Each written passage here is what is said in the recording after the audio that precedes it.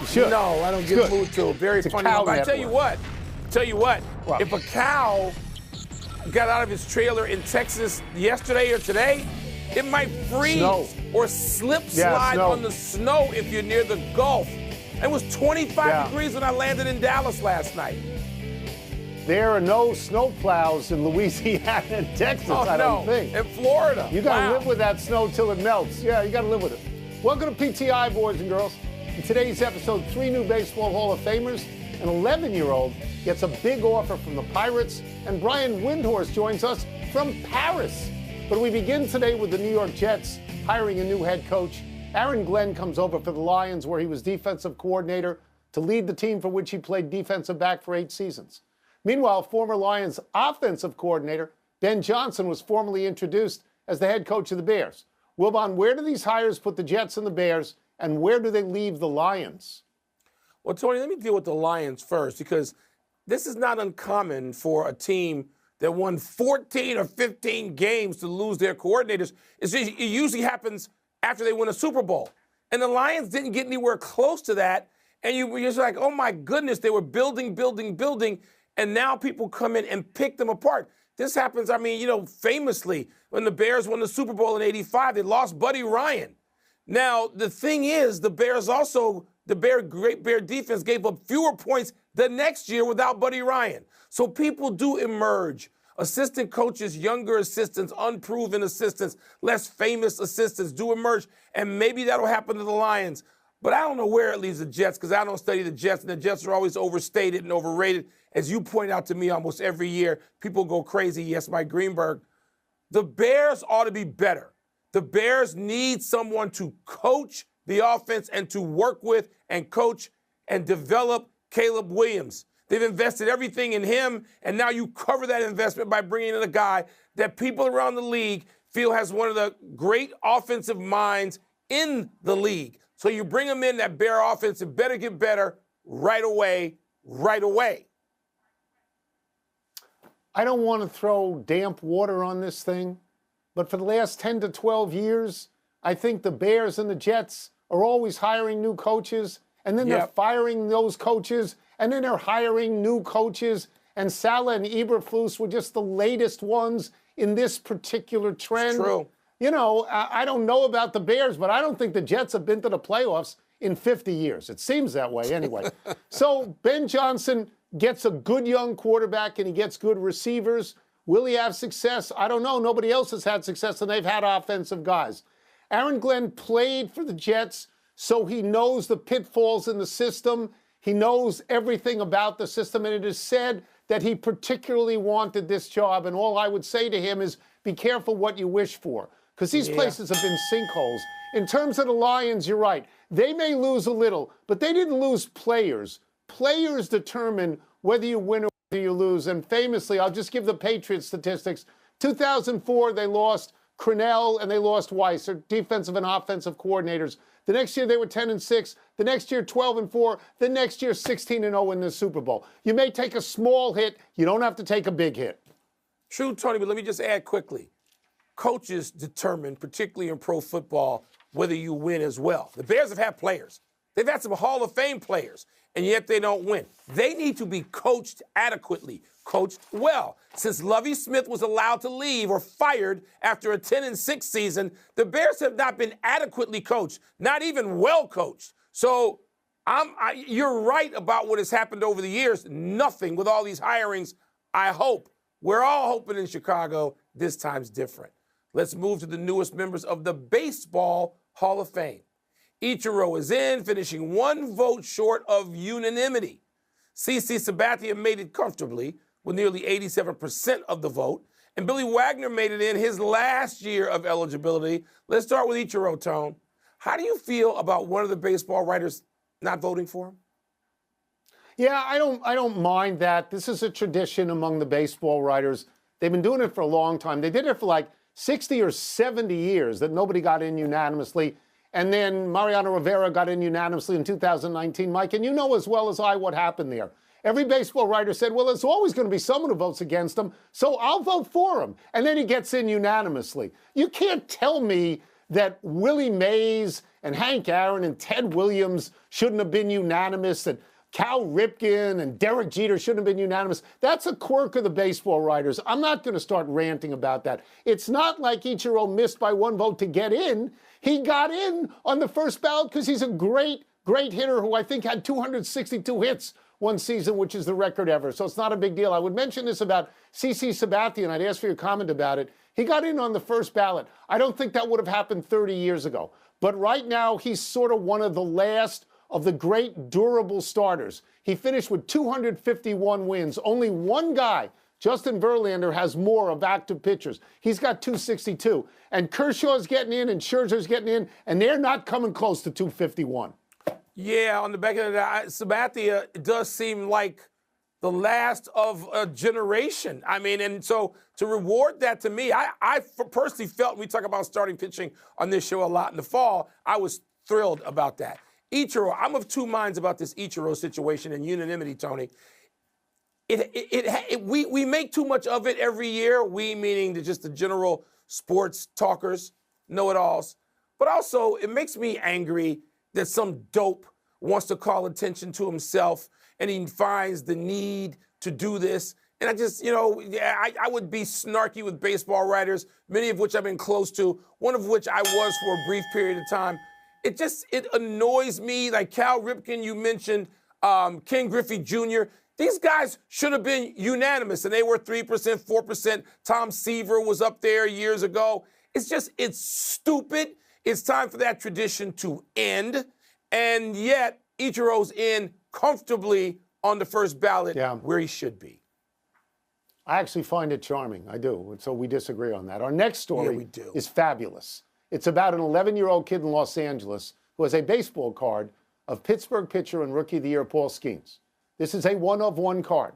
The Pirates are offering this kid a treasure trove of gifts, including season tickets, behind home plate at PNC Park for 30 years, a meet and greet with Skeens, some autographed jerseys, and a bunch of other stuff for this card. Wilbon, should the kid take the Pirates deal or keep the card for future cash out? Well, I don't say future cash out. I'm going to say cash out. How about some other stuff, Tony? A softball game for 30 people at PNC Park with coaching from team alums, batting practice and warm up with the team, experiences at the team spring training facility in Bradenton, Florida. I could do without that. If they didn't mention, if the kid was 16, you could say maybe dinner with Kendall Jenner, and that might really, weigh. No, because if you can trade this for $1 million and go buy something and invest and put some money away, then no. I mean, the Pirates seats, are they worth that much? Really? Yeah, I mean, for 30 years, you got to see that many Pirate games?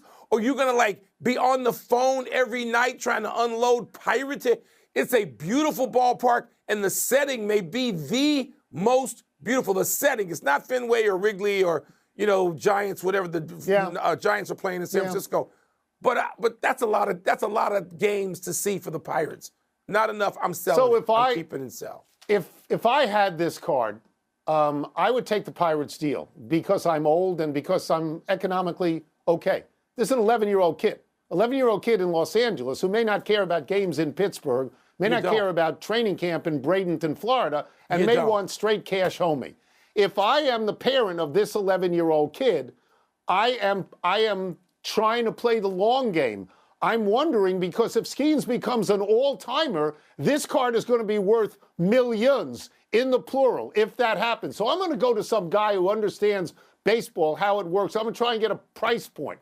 I want to know, do I sell now? How long do I hold on? At what time do I have to dump it? Because I want to make sure that my 11-year-old kid has enough money to go 4 years to Northwestern, the most expensive college in the country, as you well know. You've been waiting to use that. You've been waiting on that one. Straight cash homie. Let's take a break. Coming up, could the Warriors really trade for LeBron? We're going to ask Brian Windhorst. You got to keep the card unless your mom's going to give away your card and give away all your money by throwing the cards. Oh, wait, that's my life. We'll also ask him about the Suns trying to put... We have some NBA questions for our great friend who has somehow pulled off a trip to Paris, ESPN senior NBA writer Brian Windhorst. And wearing the gloves and the hat, it makes it look like it's terrible weather there, but you told us it's in the 40s, not like in Washington where it's in the O's. Let's start with this. The Warriors lost to the Celtics by 40 on Monday. Wilbon continues to agitate for Golden State to trade for LeBron. Brian, how realistic is that? Okay, it's a great conversation piece, and I do think it's a debate that could be had on a real level at some point. But we have Steph Curry coming out and saying this team should not do anything desperate, and frankly is in lockstep with his front office on that. Also, LeBron continues to want the Lakers to upgrade their roster. He made his annual January plea. You could almost take a poll or take a lottery onto what day in January. If you pick January 21st, you made it this year, about the Lakers upgrading their roster, not him leaving, and he's got a no-trade clause. So I do think Wilbon is presenting something that would be very interesting, and I'm not saying it wouldn't get, brought up down the line, maybe in the summer, but there's no indication now that either team or either player are interested in that happening. That's too bad. Let LeBron upgrade a roster by going north to San Francisco. And if people think that you can't live one place and play another, just check with Wilt Chamberlain, who played in Philadelphia while living in New York City. Did it at least, as Tony knows, for a year, but we digress, and Wilt didn't Brian, have a G5. He didn't have a G5. He sat in the back seat of other teammates and rode to New York. Again, I heard about that. Tony lived it, but that's another story for another day. I'll keep begging. In the meantime, if we're talking about trades and possibilities, the Suns, Brian, is they're dealing for 3 first-round picks from Utah. Is that a clear indication that they really are chasing Jimmy Butler? And even if they are, is there anything serious there? Absolutely, they are chasing him. They're trying to make it happen. And to do so, they made one of the most strange trades I've ever seen in the NBA, to trade 1 first-round pick for 3 kind of bad picks. I've never seen anything like it. But just because they made this deal, I don't think they're anywhere close to actually pulling it off. I think there was an implication that, man, if they did this kind of crazy trade, they must be close. From what I understand, they are not. And the best way I can sort of make this clear is, picture that first-round pick they traded as like a $20 bill, and they got like 2 5s and a 10. And they have to use a 5 to pay this team off and another 5 to pay this team off in the 10. But they don't need 20, guys. They need a 50. And so, to get somebody to take Bradley Beal and then to acquire Jimmy Butler, you need more than the chump change. And so I don't think that they're there. I wouldn't rule it out because I've been around long enough that I would never rule anything out. But the idea of getting Bradley Beal with a no-trade clause somewhere and then still having enough left over to go get Jimmy Butler, it's a very, very high bar. Jimmy definitely is interested in it. The Suns are working every day to make it happen. I'm just real skeptical they can pull it off. Trade deadline talk is so much fun. Too bad the economics are such now that there probably won't be any big trades. Another trade question, Brian, about Zach LaVine this time. He's averaging nearly 30 in the month of January. Is there any chance, with all the money still owed to Zach, that the Bulls can find a partner to deal him to particularly a contender before the deadline? Wilbon, 2 years ago, when the rules were different, they didn't have these aprons and things, I think Zach would have been traded. He is arguably playing the best basketball of his career. Maybe he's extremely motivated to get out of Chicago by playing that basketball. But as you mentioned, the amount of money left on his deal, to trade a player these days who makes $45, $50 million like he does, it's just incredibly difficult. I do think it's possible. I do think, especially if Bradley Beal and Jimmy Butler are on the move as part of a trade, then all of a sudden you could put LaVine in that trade, and now we're talking about a 3, 4, 5-team deal where LaVine could move. I do think that's been under discussion. But again, I'm one of these guys who says a 3-team trade is a no-team trade, because getting 3 teams to agree is incredibly hard. Now we're talking about, with these new rules, and more teams. So the answer to your question is yes, but I would say again, unfortunately, unlikely if you want to see Zach LaVine on the move. All right, I will get you out of here on this after I make this brief statement to tell Wilbon that Wilt Chamberlain could not fit in the back seat of any car. Okay, not in the back seat. Forget that, not in the back seat. All right, Brian, you're in France for Victor Wembanyama's return there, and the Spurs and the Pacers will play there twice. What has the experience in France been like for you? So this is a really big week this week. It's Fashion Week, which, I'm sure Wilbon is very much on the trends. It's men's autumn wear. So I know Wilbon is keeping an eye on that. Yes. It is right now, there's a huge Champions League match in soccer between PSG and Man City going on. If you hear horns go off, it means PSG has scored. But it's Victor who's on the side of buildings here. This is an incredibly exciting thing for the French fans. For these two games, the NBA sold tickets to people from 53 different countries who are traveling in to see this. This is a very big deal here. The game itself is not that big on the NBA calendar, but it matters a lot to Victor. He's taking his teammates to some of his favorite restaurants. For you, Wilbon, Les Altiers de Robuchon was the restaurant that he took them to on Monday. The Langoustine and Linguine I can recommend is excellent, but he had the caviar and he loves truffles. But it's been a big week for Victor. He's really enjoying it, and I suspect we'll be seeing more pilgrimages here for Victor over the coming years. He's such a major name. That's great. Thank you so much, Brian. It's great to have you on. Thank you. That's great, Brian. Zania, 56, so 46. Bonsoir, mon amis. The chore jackets I particularly am in love with. Let's take one last break, but still to come, the Patriots appear to be bringing back a familiar... Happy time, people. Happy 23rd birthday, Caitlin Clark. The #1 overall draft pick in the WNBA last year led the Indiana Fever to the playoffs for the first time in 7 seasons. Clark was voted Rookie of the Year after being first-team All-WNBA, an All-Star, leading the league in assists and three-pointers made, and finishing 5th in total points scored. So great was Clark's box office appeal that some WNBA teams moved her games from smaller gyms to larger ones to accommodate ticket interest. Clark's game set TV viewing records for the league, and clearly, she was the rising tide that lifts all boats. I thought Clark should have been on the Olympic team. As a consolation, Clark is now hanging out with Taylor Swift at Kansas City Chiefs games.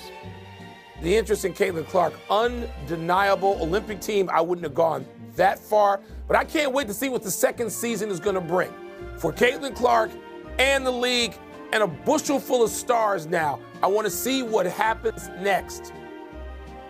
Happy anniversary, Kobe Bryant. This is sadly posthumous, but on this day 19 years ago, Kobe scored 81 points, the second most points ever in a 122-104 win over Toronto. Kobe took 46 shots to get there, but he made 28 of them. He made 7 of 13 from 3, 18 of 20 from the foul line. He had 6 rebounds and 2 assists. Of course, it's hard to get assists when you're jacking it up 46 times. Most points ever is 100 by Wilt Chamberlain. There are 12 incidents of players scoring more than 70 points. Wilt has 5 of them: 100, 78, 73 twice, and 72. The others are David Thompson and Luka Doncic, scoring 73, and Damian Lillard, Donovan Mitchell, David Robinson, and Elgin Baylor scoring 71. Wow. Tony, Wilt scored the 100 against the Knicks in Hershey, Pennsylvania, and it was a car ride back to New York that Wilt shared with the Knicks. He went back to New York because I know the next game was there, but Wilt, I'm pretty sure, was living in Harlem. It's such a great story. So Wilt, you don't know where in that car he sat. He had to hitch a ride. I don't know where they put him. I know where he sat. He didn't sit in the back seat. The only way he would have sat in the back seat if they took out the front seat. Wilt was that large.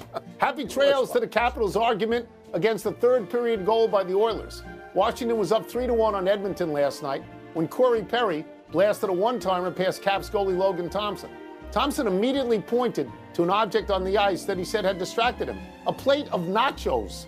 The NHL has a rule that any objects on the ice that interfere with the progress of the game merit an immediate whistle and a face-off. But the nachos did not reroute the puck or a player, so the goal counted. The league-leading Caps held on to win the game 3-2. Fans in Detroit throw octopi. Are nachos what they're throwing in Edmonton? Because that's a bad idea. I don't associate nachos with Edmonton. Maybe like a moose meat sandwich, but not nachos. One omission: the Heat have suspended Jimmy Butler 2 games for missing a team flight. And so it begins. Let's go to the big finish. Let's do it. Patriots are reportedly hiring Josh McDaniels as offensive coordinator. That makes sense to you, right? He's like an assistant for life there. Just keep him there. Enough back and forth. UConn coach Dan Hurley appeared to yell at a ref, quote, "Don't turn your back on me. I'm the best coach in the bleeping sport." Your thoughts, Tom? Probably shouldn't have said it, but it may well be true. Khalil Mack says he won't retire. He will play next season. Is that a big deal? He's unrestricted free agent, 6 sacks for the Chargers last season. Maybe there's the last gasp in him. I'd like him in 52 for the Bears if possible. Madison Keys made it to the Aussie Open semis, but Emma Navarro did not. Your thoughts? It's great for Keys to get there, but she's got Iga Swiatek next. That's a tough one. Last one, you're in Dallas. Maverick center Derek Lively out 2 to 3 months with a foot fracture. That's significant, right? Yes, he was a big part of their run to the NBA Finals last year. Maybe the Mavs will try to trade for, I don't know, Vooch now. Another Bulls guy could be on the block. We're out of time. 7-footer. We will try and do better the next time. I'm Tony Kornheiser. I'm Mike Wilbon. Same time tomorrow, Knuckleheads. You can get the PTI podcast. They'll try again, 2nd and 10. They'll fake the handoff. Now Smith. And he's taken down. This will be a Brown sack. Okay, you know my bias is about to come out here. A lot of people would think that the offense is just moving in the wrong direction. I'd say they're moving in the right direction because the defense is pushing them back. Former defensive guy. Now, as a quarterback, 3rd and long, you really got to rally the troops here, don't you? Yeah, you do in a big way. And what else do you have to look out for? More pressure coming at you because it seems to be working pretty well. 3rd and long, it's Smith escaping the pressure right. Slings this deep. This is caught inside the 15. And he takes it in. Touchdown, Washington. A pretty decent game. Other quarterbacks, they have a hard time getting past it and often put the ball up for grabs the rest of the ball game. And a productive gain out to the 14 after starting at the 7. It's a gain of 7. 7 yards the pickup there. 3 yards remain for 2nd down.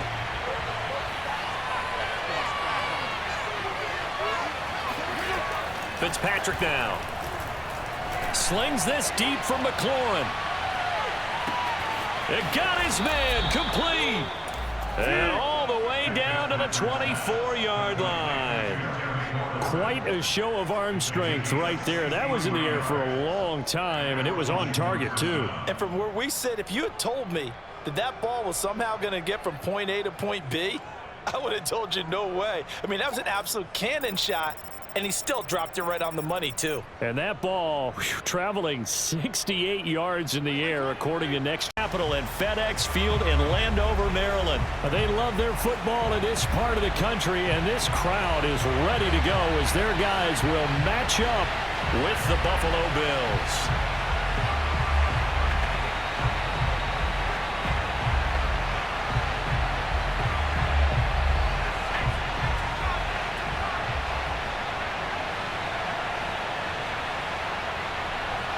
Two teams more than ready to get this one started. And we are underway from FedEx Field.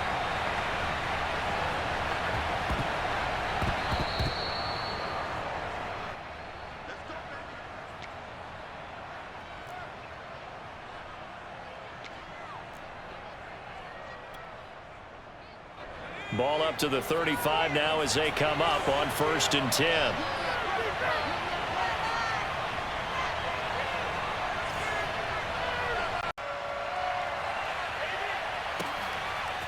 Bringing it out of his end zone, Isaiah. And all deep in his own territory. He coughs up the football. That's what it is, baby. That's and what he it will is. score. Touchdown, Washington.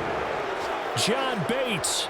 Excellent work there to get in on the touchdown run. And Washington has tied the ball game with the extra point still to come. Now it's Hopkins to add the extra point. And with that, his guys take the lead here by a point.